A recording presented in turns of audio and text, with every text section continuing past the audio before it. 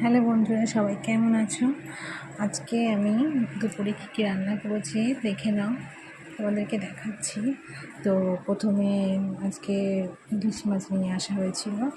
তো ইলিশ মাছের সর্ষে ইলিশ করব।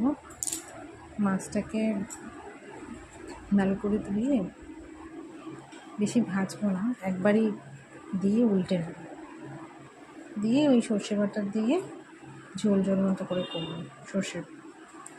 সর্ষে ইলিশ। আর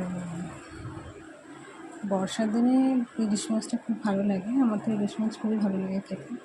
তো বাড়িতে সবাই পছন্দ করে ইলিশ মাছ সর্ষে দিয়ে। ইলিশ মাছের ঝোলও খুব ভালো হয়। ইলিশ মাছের সব রকম রেসিপি খুব ভালো লাগে খেতে, কিন্তু সর্ষে দিয়ে বাড়িতে সবাই খেতে খুব ভালোবাসে। তাই সর্ষে দিয়ে ইলিশ মাছটা আমাদের বাড়িতে বেশি হয়, ঝোলটা খুবই কম হয়। তো সর্ষে করবো, আরও অনেক কিছু রান্না আছে। তো লাউ আছে, লাউ দিয়েও কিছু করব।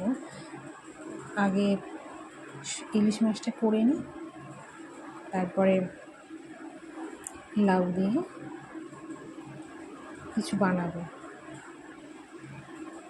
তো প্রথমে ইলিশ মাছটা হয়ে যাক, তারপরে আমি লাউটা করব।